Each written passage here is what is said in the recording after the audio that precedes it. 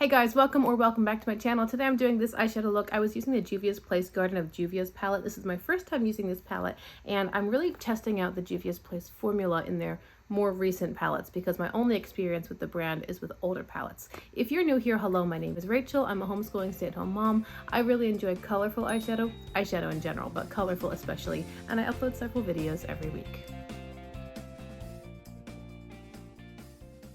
Okay guys, so for today's look, I definitely want to use my new Garden of Juvia's palette, and I am trying to get back into the practice of using my palette pull-in shade. I can card that video above if you're not sure what I'm talking about, but the palette that I'm using is Sprinkle a Little Magic from ColourPop, and I have used up through shade number 6, so now I'm on to shade number 7. So shade number 7 is this one right here. I have to hold the palette carefully because all of my Super Shocks are breaking or have broken. But the shadow I'm using is called Sleep, and it's just a grass green matte. So I'm going to incorporate that somehow into today's look using Garden of Juvia's. I'm going to prime my eyes. Everything I'm using is mentioned or linked down below in the description box. Let's zoom in and get going with this look. I actually decided to start with the palette pull-in shade because it's the deepest, honestly. It's the deepest matte that I have. This whole Garden of Juvia's palette is quite light toned. So here's the shade Sleep from the Tinkerbell Sprinkle a Little Magic palette collaboration with ColourPop. This is a pretty palette. I like the shades inside of it. I also like the quality, and I love the packaging. I think it's overall done quite well. I just kind of stopped doing my palette pull-in for a while there, partly because the last 4 videos I've made were a week of Muse, and then I did a few random, non-tutorial videos, and I don't know, I just, either that or this Sleep shade didn't work at all with the look that I explicitly wanted to do.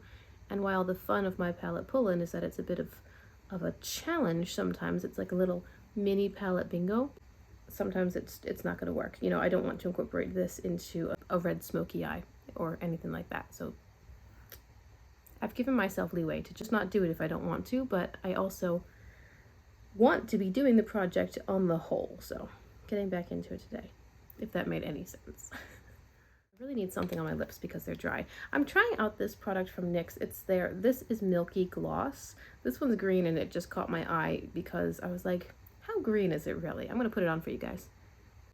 The shade is Mint Chocolate Chip Shake. I bought 2 of these. I bought this one, and I'll show you at the end of the video the other one that I bought, and I'll tell you some of my thoughts on them. Now I'm taking a larger blending brush, and in the Garden of Juvia's palette, I'm picking up the shade Lucky Clover. I'm going to lay this in the center of my lid. I thought this would be a nice transition, into the Sleep shade. This is my first time using Juvia's Place in quite some time. And I know that this is one of their newer palettes. I think it was released last year, whereas the other ones that I tried from them were older. So I'm curious to see, in particular, how the shimmers perform. That was a Blend Bunny B1 that I just used for that color. Now I'm taking a smaller brush. This is the Blend Bunny B4, and I'm going to pick up the lightest of the purple mattes. It's called Lilac U. I'll place that at my inner crease area. Do you guys have this Juvia's Place palette? It makes me think of springtime, and I think that's by design. I mean, it's called Garden of Juvia's, and it's a pastel color story. The weather today is not springtime. It's still quite hot, although not as hot as it's been.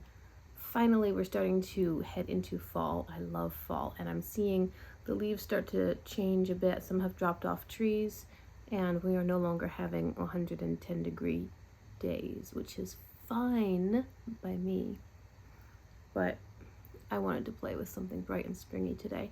I've been feeling stressed lately. There's some stuff going on which I'm not really ready to share with you right now, but it is making me feel very weary, emotionally tired, And yesterday I was not having a great day. I was feeling kind of like I wasn't fully holding things together.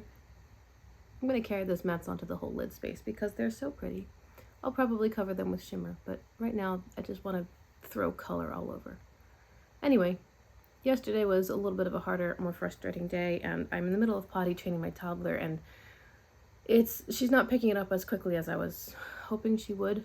At the time of filming, we were on a break for Labor Day, and so I I canceled the 1 or 2 activities that weren't already canceled by the calendar date, and I'm like, okay, we got a week to do this. Anyway, yesterday I didn't do any eyeshadow, even though I knew that it would calm me down a little bit. It would give me some release. And there's another creative project I'm working on in my small business, an actual commission for which I'm being paid, which is also really frustrating me right now. There's just this hurdle I need to get past, but it's the first, like, laying the groundwork for the project, and my math isn't working out, and I'm frustrated. So I knew that eyeshadow would help me release a little bit, because it's being creative but without the frustration of math. I love these colors together. This is so pretty. I would happily leave this as an all matte look, but I'm curious about the shimmers. So I think I'm going to pick them up with a flat brush and then go from there. Maybe they'll pick up better with my finger. We'll see. I've grabbed the shade Blooming, and it didn't pick up amazing on the brush. I have a feeling these might do better with finger. I'm going to put Blooming right in my inner corner and see how it is laying down dry. It's a beautiful shade. It's a perfect shimmer match for the matte that I just laid down. Now I'm going to do the same thing, pick it up, and I'm going to spray my brush and see how it performs wet. So this is still Blooming right on top of where I just laid it down. Oh, that's better.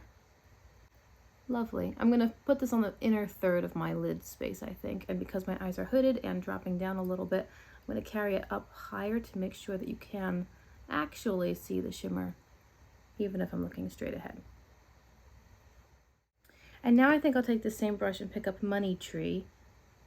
If I hadn't put the Sleep shade in the very far outer corner, I might have picked up the lighter of the green shimmers, which is called Flower Petals, but I'm grabbing Money Tree because it's a little bit of a deeper green and has a hint of blue in it. On a sprayed brush, here is Money Tree. Yeah, so I'll use this to meet the mattes in the outer corner. These shimmers are definitely feeling like a different formula from what I've used before from Juvia's place. They are a little softer, a little bit easier to use, and they're giving a much more sparkly payoff.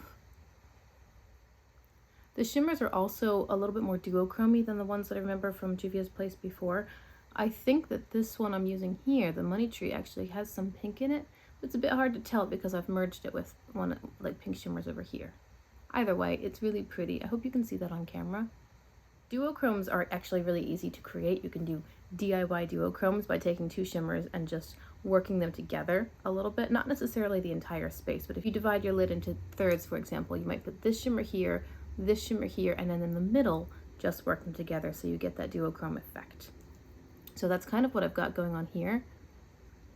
Is I've got the lavender lilac shimmer here, and then the Money Tree shimmer over here, which is greeny teal, and then working them together, pulling some of the pink onto the green, pulling some of the green onto the pink, and it has more of a duochrome effect, even if the shimmers were simply ordinary monochromatic shimmers. There are no blue mattes for me to work with today. I think I will pick up the shade Lucky Clover again with a much smaller blending brush. I'm going to start that out here on the edge of where I laid down Sleep. I'm trying to decide if I want to bring that all the way in, or if I want to just kind of mirror what I've done up top and bring in some purple. There is a bluish shimmer in the palette. Why don't we do that? I'll take Lucky Clover and bring out my whole lower lash line.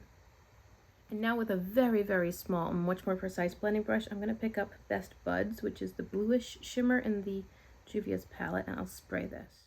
Best Buds I'm going to lay down. It's not so dark that I really mind putting it towards my inner corner, but I'm going to start it in the middle of my lower lash line and lay it down and just see what it's bringing to the table.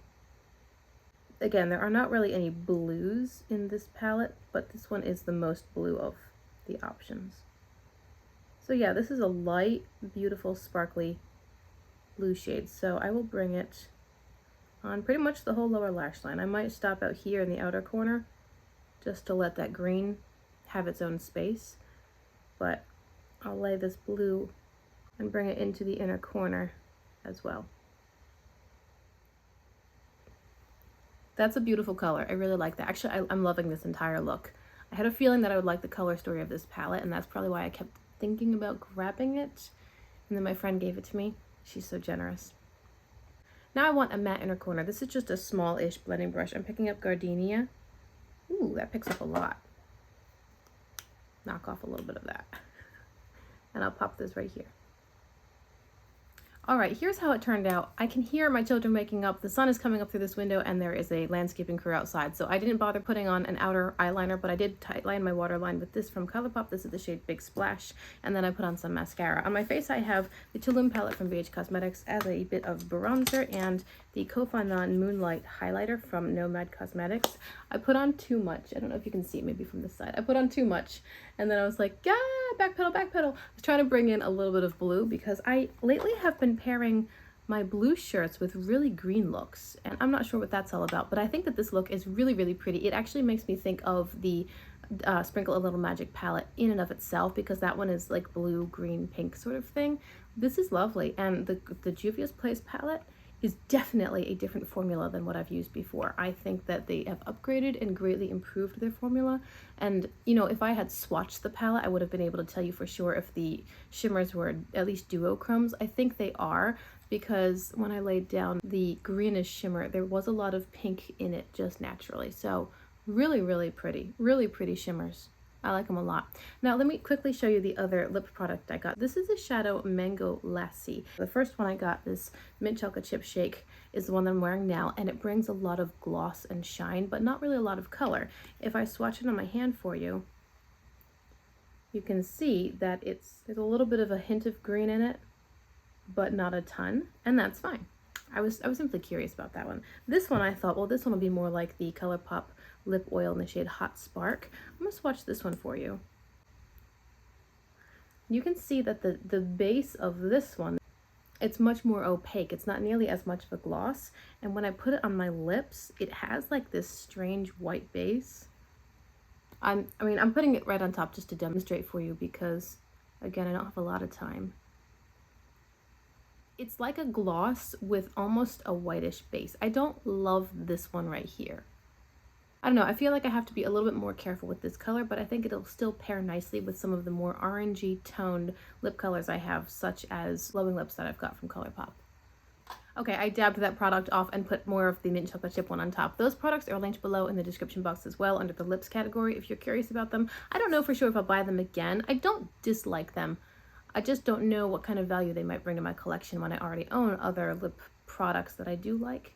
I'll link them below if you're curious. Thank you very much for being with me here today. I hope you guys are doing really, really well. Let me know in the comments what you think of this look, what you think of the Garden of Juvia's palette. Do you own it? Have you yourself noticed a difference between the Juvia's Place formula of older palettes and their newer things? I know that their Culture palettes and the Garden of Juvia's and also that new Sweet Shop, Candy Shop, whatever it is, that one, they all look to be a different formula than what I remember. The Culture palettes look really, really nice. So tell me in the comments, have you been trying the recent Juvia's Place launches and what are your thoughts? I appreciate you being with me here today. Thank you very much for your time. I do hope you'll consider liking and subscribing before you go if you want to see more of this content, and I will see you next time.